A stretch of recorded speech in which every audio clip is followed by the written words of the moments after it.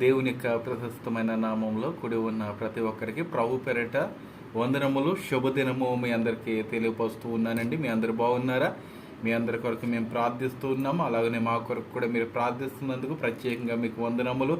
అలాగనే ఈ యొక్క మినిస్ట్రీని కూడా, మరి ఈ యొక్క వాయిస్ ఆఫ్ గాడ్ ఈ యొక్క యూట్యూబ్ ఛానల్ని కూడా మీరు సబ్స్క్రైబ్ చేసుకున్నట్లయితే ముందుగా మరి మీకు ఈ యొక్క వాక్యములు మరి మీ యొక్క ఫోన్లోకి వస్తాయని, నోటిఫికేషన్ వస్తాయని నేను తెలియజేస్తూ ఉన్నాను. దయచేసి చాలామందికి నేను ఉదయాన్నే మరి 1000కు పైగానే చాలామందికి నేను మెసేజ్లు పెడుతూ ఉన్నాను. మరి కొంతమందికి పెట్టలేకపోవచ్చు ఉన్నాను, ఎందుకంటే కొన్ని కార్యక్రమముల ద్వారా మరి కొంత బిజీగా మరి ఉండటం ద్వారా నేను పెట్టలేని స్థితిలో ఉంటూ ఉన్నాను. మరి దయచేసి ఈ యొక్క ఛానల్ మీరు సబ్స్క్రైబ్ చేసుకున్నట్లయితే మరి మీకు ముందుగా ఈ యొక్క నోటిఫికేషన్ వచ్చి మరి యొక్క వాక్యాలు వినటానికి దేవుడు సహాయం చేస్తాడు. మరి యొక్క సమయం ముందు ప్రార్థన చేసుకుని మరి వాక్య పరిచర్లకు వెళ్దాం. పరిశుద్ధుడ, ప్రేమల తండ్రి, కృపల దేవేస్తే నీకు వందనాలు తండ్రి. ఇంతవరకు నీకు కృప చాటును మరుగుపరుచుకొని ప్రభువా, మరి ఈ యొక్క సమయం ముందు వాక్యము విత్తడానికి నన్ను నీ యొక్క పనిముట్టుగా ఏర్పాటు చేస్తున్నందుకు నీకు వందనాలు ప్రభువా. మా యొక్క దినాల్లో ప్రభువా మరి ఎన్నో పనులున్నా కూడా నీ యొక్క వాక్యానికి నాయన మరి కొంత సమయము కేటాయించుకొని నీ యొక్క వాక్యం వినడానికి మాకు సహాయం చేస్తున్నాడు ఇచ్చిన తండ్రి. మా నోటికి నీ బోరగా ఉండి మాతో సూటిగా తేటగా మీరు మాట్లాడతారని యేసు నామములో వేడుకుంటున్నాము తండ్రి, ఆమేన్. మరి ఈ యొక్క నేను ఎక్కడున్నానో మీ అందరికీ తెలుసండి. అయితే ఈ యొక్క పూణే ప్రాంతంలో మరి ఈ యొక్క వారం అంతయు మరి వీక్ ఆఫ్ ప్రేయర్ జరుగుతూ ఉన్నాయి. ఉదయము సాయంత్రము అసలు ఫ్రీగా ఉండే టైం కూడా దొరకటం లేదు. అయినను కూడా దేవుని యొక్క వాక్యము ఎలాగైనా రికార్డింగ్ చేసి మీ ముందరకు పెట్టాలని నా యొక్క తాపత్రయము, మరి నా యొక్క ఆశయం ఉన్నది. మరి గమనించి ఈ యొక్క వాక్యాన్ని మీరు అనుసరించి ప్రతిదినము వినవలసిందిగా నేను కోరుచూ ఉన్నాను. ఈ యొక్క దినమందు మరి చక్కటి అంశము విధేయతకు బహుమానము అనే అంశం ద్వారా మనము మాట్లాడుకోబోచు ఉన్నాము. మరి యొక్క వారం అంతయు గడిచిన వారము కూడా విధేయత గురించి మనము జ్ఞాపకం చేసుకుని ఉన్నాం. విధేయత అనగా దేవుని యొక్క మాటను వినటము, అలాగనే దేవుని యొక్క ఆజ్ఞలను మనము పాటించడము. విధేయత అనగా మరి లోకంలో ఎలా ఉండాలన్నది కూడా దేవుని యొక్క వాక్యము స్పష్టముగా మనకి తెలియజేస్తున్నది. అయితే విధేయత మరి బయట వాళ్ళతోటి కాదు, కానీ మరి గృహంలో ఉన్న వారితో కూడా విధేయత కలిగి మనం ఉండాలి. విధేయత కలిగి ప్రాముఖ్యంగా ఎవరితో ఉండాలంటే తల్లిదండ్రులతోటి విధేయత కలిగి ఉండాలి. దేవునికి మహిమ కలిగాక. మరి ఒక విషయము చెప్పడానికి నేను చాలా విచారిస్తున్నాను. ఏంటంటే ప్రియ దేవుని బిడ్డలారా, ఇక్కడ ఓల్డ్ ఏజ్ హోమ్ గురించి మనం జ్ఞాపకం చేసుకుందాం.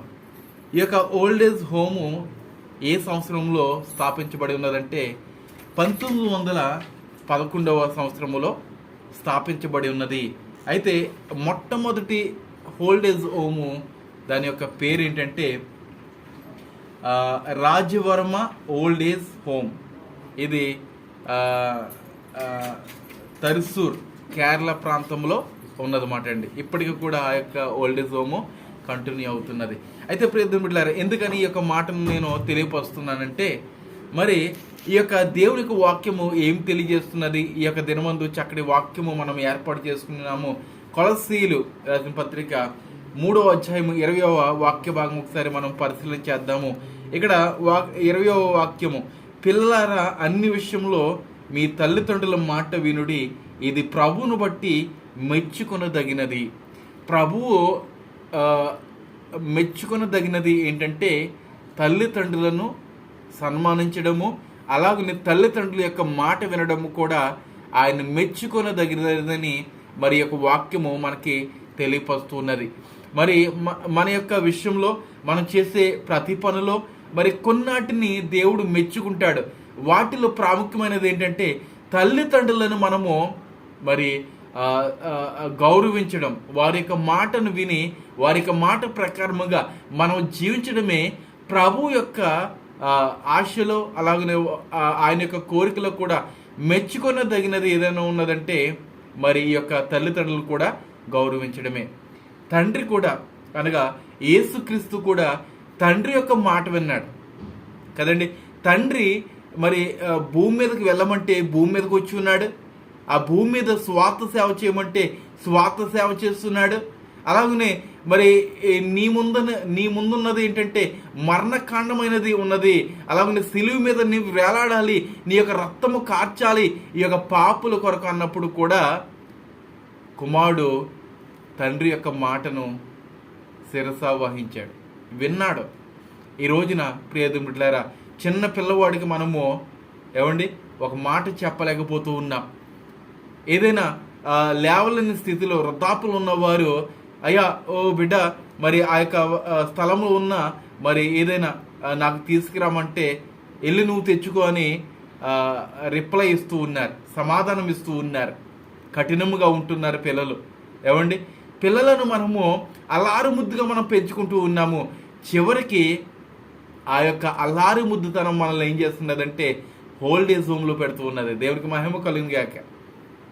దేవుని బిడ్డలారా, దేవుడు చెప్పిన రీతిగా 10 ఆజ్ఞలను ఉన్నది ఈ యొక్క వాక్యము కూడా. నీ తల్లిదండ్రులను సన్మానించమని వాక్యము తెలియజేస్తున్నది. ప్రాముఖ్యంగా ఒక ఆజ్ఞగా మనకి ఇవ్వబడి ఉన్నది. అయితే ఈ యొక్క లోకంలో ఉన్న కోట్లాది జనాంగము తల్లిదండ్రులను సన్మానించినట్లయితే, తల్లిదండ్రులను ప్రేమించినట్లయితే ఈ రోజున ఈ ప్రాంతాల్లో ఏమండి ఓల్డేజ్ హోమ్లు ఉండవు. విలేజ్కి ఒక్కొక్క ఓల్డేజ్ హోమ్ ఉంటున్నది. ఏమండి ఒక నియోజకవర్గానికి, ఒక మండలానికి ఒక 10-12 ఓల్డేజ్ హోమ్లు ఉంటూ ఉన్నాయి. ఎంత విచారకరమైన విషయం అండి. ఏమండి తల్లిదండ్రులను మనము ప్రేమించకపోతే, తల్లిదండ్రుల యొక్క మాట మనం వినకపోతే దేవుడు గొప్ప శిక్షను మనకు వేస్తాడు. మనకంటే ఎవరైతే కుమార్తెలుగా ఉన్నారో వారికి దేవుడు గొప్ప శిక్ష వేస్తాడు. మెచ్చుకొనదగినదేంటి? తల్లిదండ్రులను ప్రేమించడము, అలాగనే వారి యొక్క మాటను వినడము. ఒకవేళ తల్లిదండ్రుల యొక్క మాట విని దేవుని యొక్క ఆజ్ఞను మనం అనుసరించినట్లయితే మనలను 1000 తరముల వరకు దేవుడు ఆశీర్వదిస్తూనే ఉంటాడు. ఆయన వాగ్దానం ఇచ్చినట్లుగా ఆయన యొక్క వాగ్దానము ఏమండి నెరవేరబడుతుంది, నెరవేరుతున్నది.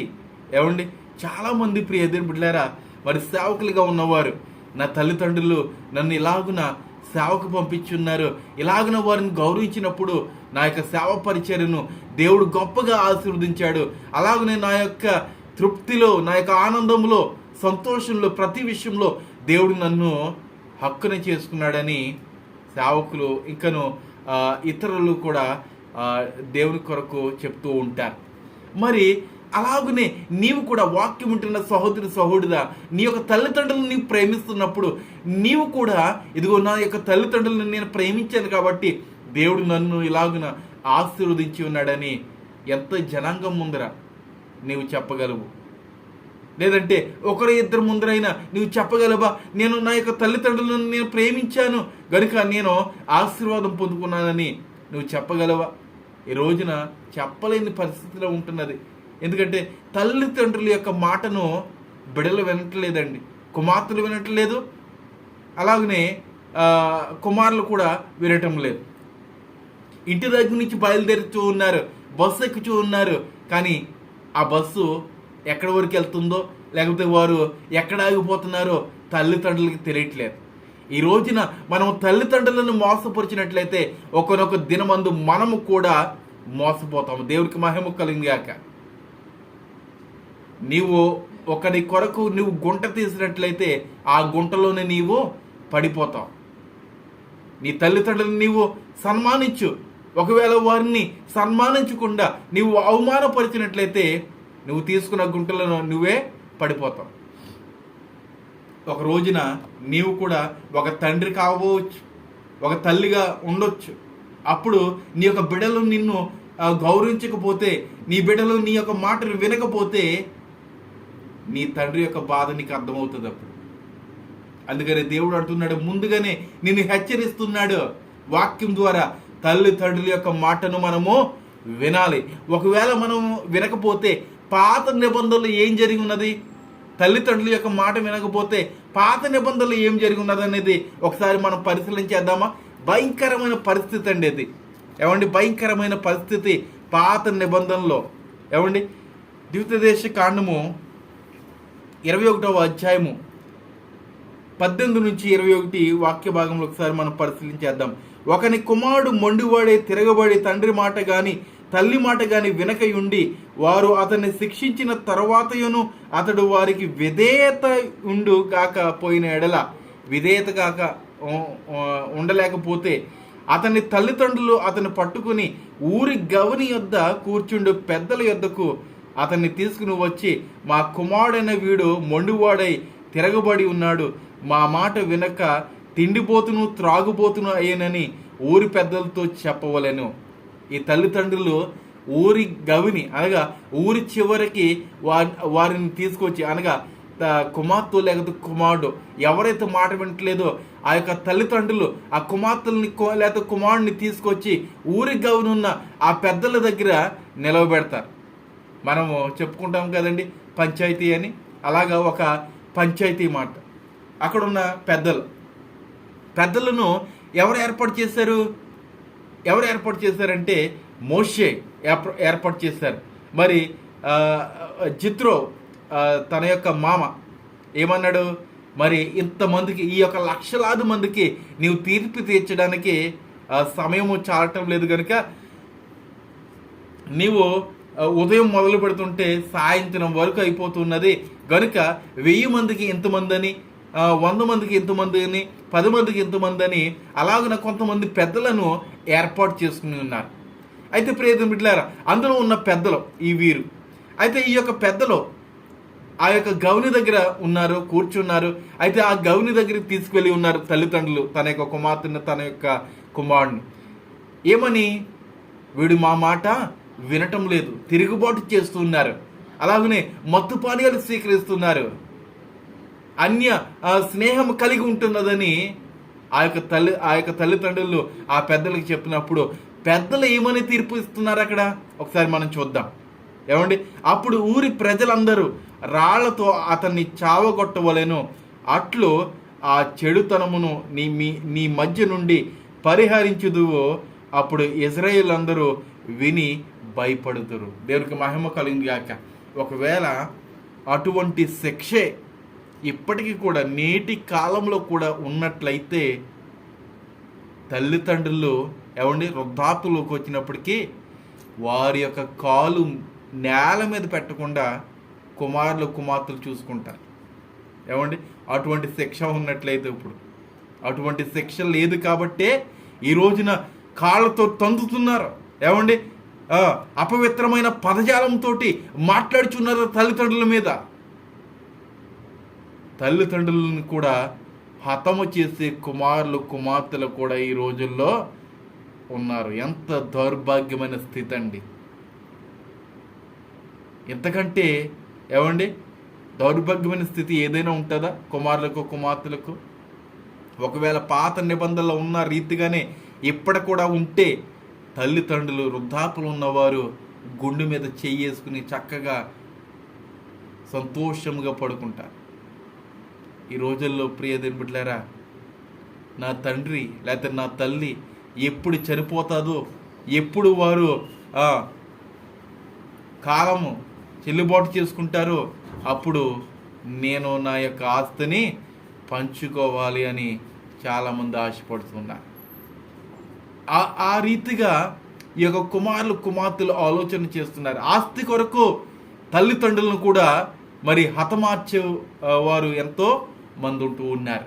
అలాగనే తల్లిదండ్రులను చూడకుండా విడిచిపెట్టేవారు కూడా ఎక్కడండి ఆర్ఫన్ ఆ యొక్క ఓల్డ్ ఏజ్ హోమ్లో కాదు, ఇంకను ఆ యొక్క రోడ్డు మీద విడిచిపెట్టే కుమార్తెలు కూడా ఉన్నారు. అటువంటి పరిస్థితిలో మనం అందరము బ్రతుకుచూ ఉన్నాం ప్రియ దేవుని సంగమా.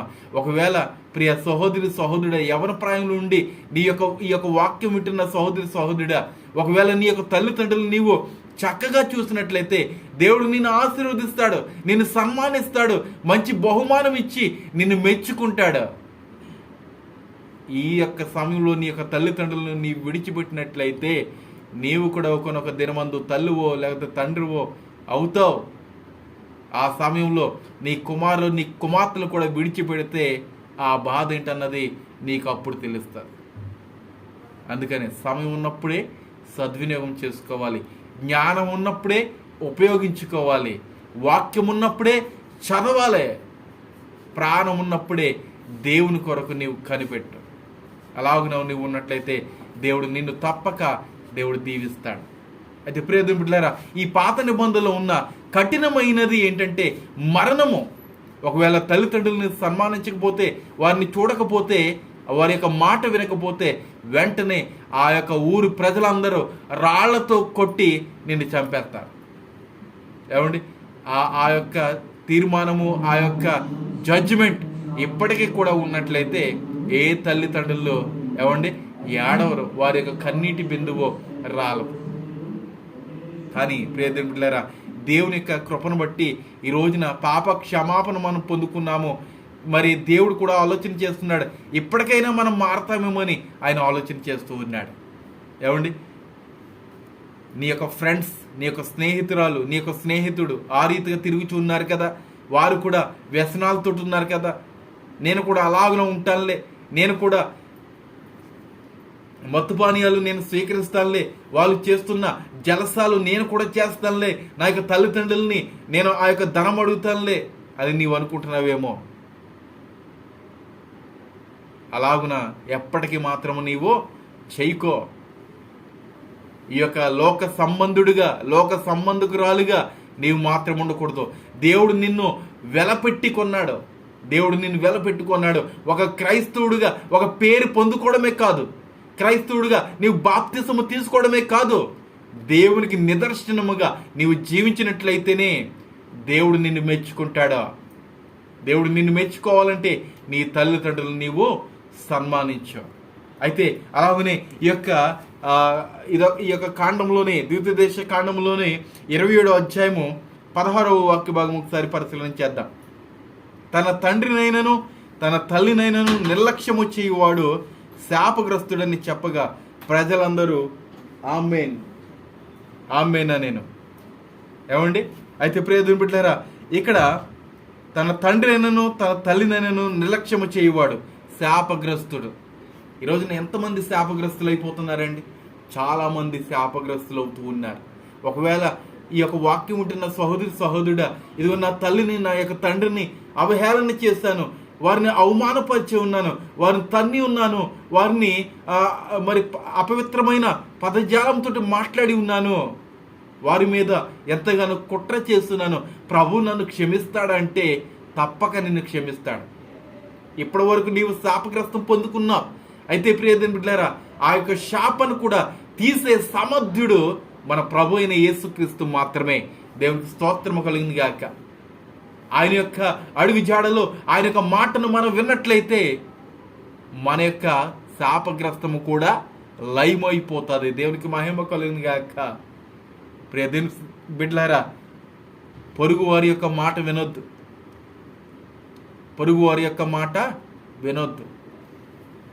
నీ యొక్క కుటుంబం మీద అసూయ కలిగి నిన్ను వారు ఒక యంత్రముగా, ఒక పనిముట్టుగా వాడుకుంటారు.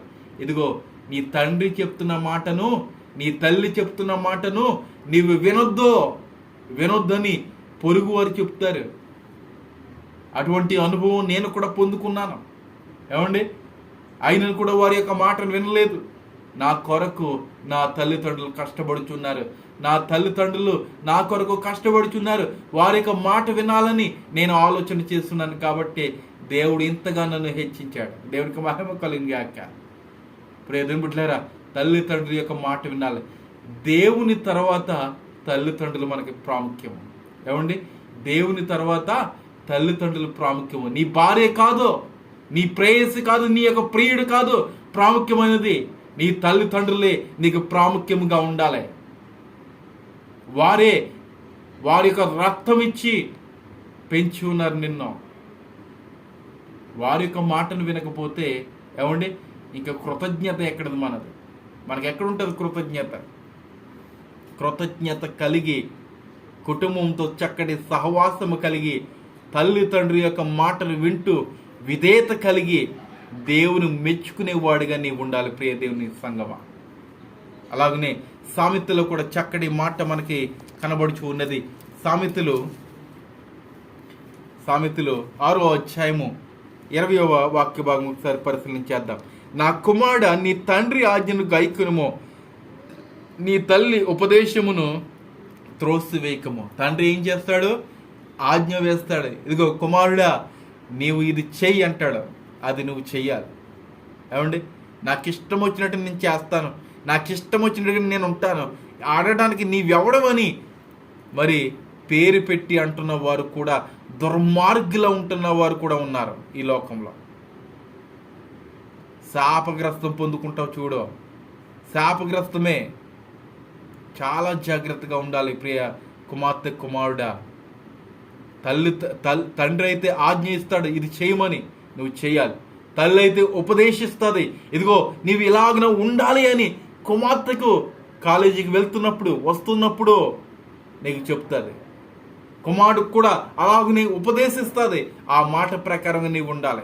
నీకు మీసాలు వచ్చేసినాయి కదా, గడ్డం వచ్చేసింది కదా, ఏమండి ఎత్తు పెరిగిపోయాను కదా, వారికంటే ఎత్తుగా పెరిగిపోయాను కదా, నాకు చెప్పేవాడు ఎవరు లేరు అని కాదు.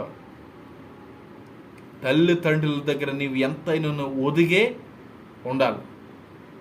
ఒదిగిన వాడిని దేవుడు ఏం చేస్తాడు? హెచ్చిస్తాడు. ఈ రోజున చాలామంది శాస్త్రవేత్తలు, అలాగనే ఎంతోమంది ప్రాముఖ్యమైన వ్యక్తులు చెప్తున్న మాట ఏంటో తెలుసా?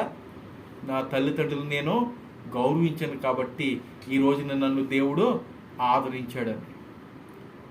ఆ సాక్ష్యం నీవు కూడా పొందుకోవాలంటే నీ తల్లిదండ్రులను ఆదరించు, వారు ప్రేమించు. ఒక ముద్ద పెట్టడానికి ఈ రోజున కుమార్తె, కుమారుడు ఆపుసొప్పులు పడిపోతున్నారండి.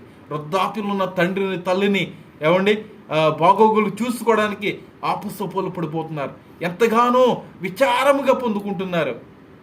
ఒక నెల లేకపోతే ఒక వారము చేసినప్పటికీ ఈడు ఎప్పుడు చచ్చిపోతాడా, ఈమె ఎప్పుడు చచ్చిపోతుందా అని ఆలోచన. చచ్చిపోయిన తర్వాత ఏమండి వారి యొక్క ఏడుపు ఎలా ఉంటుందంటే అలా ఎలా ఉండదు, ఆసామిస్గా ఉండదు.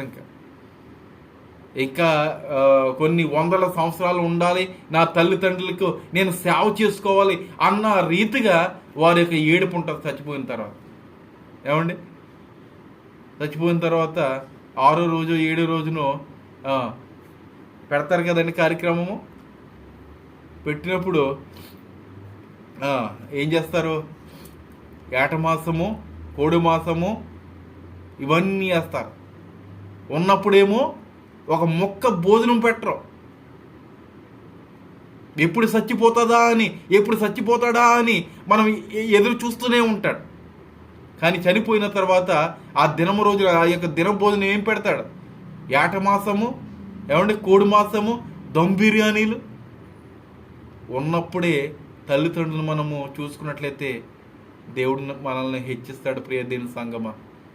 లేనప్పుడు ఎన్ని భోజనాలు పెట్టినా, ఎంతగా నీవు ఆడంబరం చేస్తున్నా కూడా ఎటువంటి ప్రయోజనం ఉండదు. ఇంతకీ ఇప్పటికీ కూడా నీ యొక్క తల్లిదండ్రుల యొక్క మాటను నీవు వినకపోతే ఈ రోజు నుంచైనా నీ విని వారిని క్షమించమని అడుగు. వారు నిన్ను క్షమిస్తారు. తల్లి యొక్క ప్రాణము కుమారుడిని క్షమించడానికి ప్రతి నిత్యము రెడీగానే ఉంటుందండి. ఏమండి తండ్రి కూడా రెడీగా ఉంటాడు. నా కుమారుడు నా దగ్గరకు వచ్చాడు అని సంతోషిస్తా. తప్పిపోయిన కుమారుడు తండ్రి దగ్గరకు వచ్చినప్పుడు ఏమండి ఆ రోజున ఒక కోడిదూడను వధించి అక్కడున్న జనులందరికీ భోజనం పెట్టాడు. ఎందుకంటే తప్పిపోయిన వాడు వచ్చాడు కాబట్టి. అక్కడున్న పెద్ద కుమారుడు తప్పిపోయాడు. ఎంతకాలం నేను ఎక్కడున్నాను, నన్ను ఎప్పుడు చూడలేదు. తల్లిదండ్రుల మీద అవిధేయత కలిగి ఆయన ఏమైపోయాడు? లోకంలో కలిసిపోయాడు. వచ్చిన వాడిని దేవుడు ఏం చేశాడు? ఆశీర్వదించాడు. ఈ రోజున కూడా ప్రియ దేవుని సంగమా, మనము దేవుని యొద్దకు వద్దాం. తల్లిదండ్రులు మనం సన్మానిద్దాం, తల్లిదండ్రులను మనము ఆదరిద్దాము, వారిని క్షేమాభివృద్ధిలో మనము పాలు పొందుకుందాము. అలాగే సామెతలు 30వ అధ్యాయము 11వ వాక్య భాగం ఒకసారి చదువుకుని మనం ముగించుకుందాం.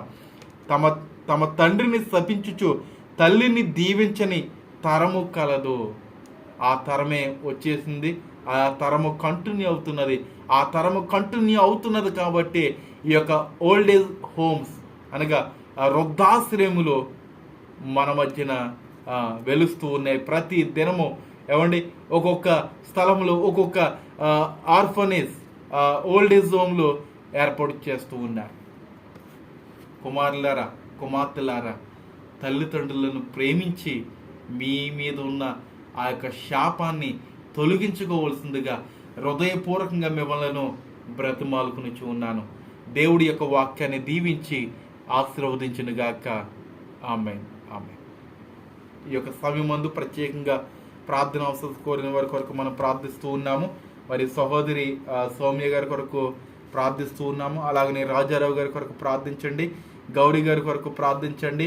అలాగనే మరి శ్యామ్ గారు, చవాకుల శ్యామ్ గారు, అలాగనే ఆశా కిరణ్ గారు, శాంతి గారు, వారు నూతనముగా గృహం కట్టి ఉన్నారు. అయితే ఇంకను వాటికి ఎన్నో పనులు ఉన్నాయి కాబట్టి వారు ప్రారంభిస్తూ ఉన్నారు. కాబట్టి వారి యొక్క ప్రారంభ దశ కొరకు ప్రార్థన చేద్దాం. బాలరాజు గారు మరి వారు కూడా దూరదేశానికి వెళ్ళి ఉన్నారు. వారి కొరకు మనం ప్రార్థన చేసుకుందాం. అందరూ భక్తితో శ్రద్ధగా కళ్ళు మూసినట్లయితే ప్రార్థించుకుందాం. పరిశుద్ధుడా, ప్రేమల తండ్రి, కృపగల దేవా, యేసయ్య నీకు వందనములు తండ్రి. ఇంతవరకు నీ యొక్క వాక్యం ద్వారా మాతో సూటిగా తేటగా మీరు మాట్లాడి నేను తల్లిదండ్రులను ఎలా సన్మానించాలో, ఎలాగున ప్రేమించాలో ఒక ఆజ్ఞను మాకు మీరు చూపించి ఉన్నారు తండ్రి. ఇదిగో ప్రభా, మేము మా యొక్క తల్లిదండ్రులను మేము ప్రేమించినట్లయితే నీవు మెచ్చుకున్నదగినది నైనా నీ యొక్క వాక్యము కూడా మాకు తెలియపరుస్తూ ఉన్నారు నైనా. మరి అటువంటి వరము, అటువంటి సంతోషము మాకు అనుగ్రహించండి నైనా. ప్రభా, ఇంతకని ప్రభా నైనా మా యొక్క తల్లిదండ్రులను నైనా మేము చూడకుండా నైనా అవిధేయతగా ఉన్నామేమో ప్రభువా. ఈ సమయమందు వాక్యం విన్న సహోదరుడా, ఈ సమయమందు ప్రభువా నైనా మరి మా యొక్క తల్లిదండ్రులను మేము గౌరవించడానికి మాకు సహాయం చేయండి, ఆదరించడానికి మాకు సహాయం చేయండి ప్రభువా. నైనా మరి వారి బ్రతికినంత కాలము వారిని క్షేమంగా, సంతోషముగా చూసుకోవడానికి చక్కటి శక్తిని, బలాన్ని, అటువంటి జ్ఞానము, అటువంటి ఓర్పుని, సహనము మాకు మీరు అనుగ్రహిస్తున్నట్టు ఉన్నాం.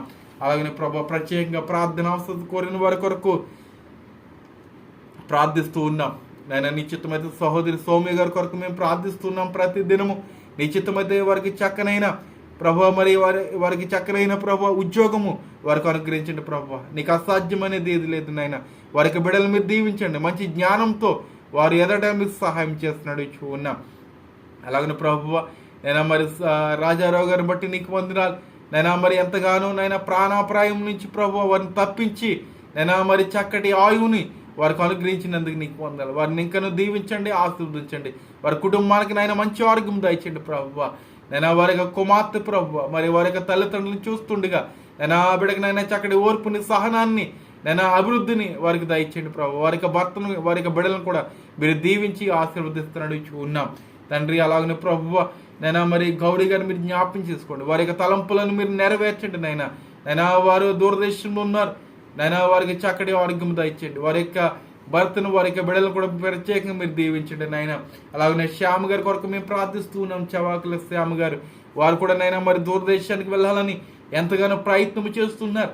వారికి ప్రయత్నాలు కూడా మీరు సఫలీకృతం చేస్తున్నాడు ఉన్నాం. అలాగనే ప్రభు మరి ఆశాకరణ గురించి మేము ప్రార్థిస్తూ ఉన్నాం. నిశ్చితమైతే ప్రభు బిడ్డలు మీరు జ్ఞాపకం చేసుకోండి, ముట్టండి, స్వస్థపరచండి. ఇదిగో నేను నా తల్లిని కూడా మీరు జ్ఞాపకం చేసుకున్నందుకు నీకు వందనాలు ప్రభా. చెవిని ముట్టండి, స్వస్థపరచండి ప్రభు. అలాగే నా యొక్క కుమార్తె కూడా మీరు జ్ఞాపకం చేసుకోండి అయినా. ఇప్పటికీ కూడా ప్రభు ఆ బిడ్డకి నైనా జ్వరంతో బాధపడుచున్నది. నిశ్చితమైతే బిడ్డను మీరు ముట్టండి, స్వస్థపరిచి మంచి ఆరోగ్యం ఇచ్చి మీరు నడిపిస్తున్నాడు ఉన్నాం. అలాగనే తండ్రి అయినా మరి సహోదరి శాంతి గారి కొరకు, అలాగనే రాజు గారి కొరకు మేము ప్రార్థిస్తూ ఉన్నాం. వారి యొక్క ప్రణాళికలను ప్రభు మీరు నెరవేర్చండి నైనా. వారికి చక్కటి గృహము కట్టుకుని ఉన్నారు. ఇంకనూ ఎన్నో పనులు నైనా మరి చేయవలసి ఉన్నది నాయన. ప్రభు నిశ్చితమైతే తండ్రి ప్రభు వారు ప్రారంభిస్తుండగా వారికి కావలసిన ధనము అనుగ్రహించండి, కావలసిన ప్రభు వనరులను మీరు అనుగ్రహించండి ప్రభా. నీ కృపచాటును వారు మరుగుపరుచుకుంటా నడిచి ఉన్నాం. అలాగనే ప్రభా దూరదేశంలో ఉన్న తండ్రి మా యొక్క ప్రియులు, విశ్వాసులు, ఇజ్రాయెల్ ప్రాంతంలో ఉన్న ఆయా దేశాల్లో ఉన్న ప్రతి ఒక్కరిని మీరు దీవించి ఆశీర్వదిస్తారని, మా పాపం మీరు క్షమిస్తారని యేసు నామములో ఈ కొద్ది విన్నపములు అడిగి పెట్టుకుంటున్నాము తండ్రి. ఆమేన్, ఆమేన్. అందరికీ వందనాలు, శుభదినము. దేవుడు మీ యొక్క కుటుంబాలని దీవించి ఆశీర్వదించిన గాక. ఆమేన్. దేవుని చిత్తమైతే ఈ యొక్క వాక్యాన్ని ఇతరులకు కూడా చేరవేయవలసిందిగా మిమ్మల్ని ప్రేమపూర్వకంగా కోరుచున్నాను. ఆమేన్.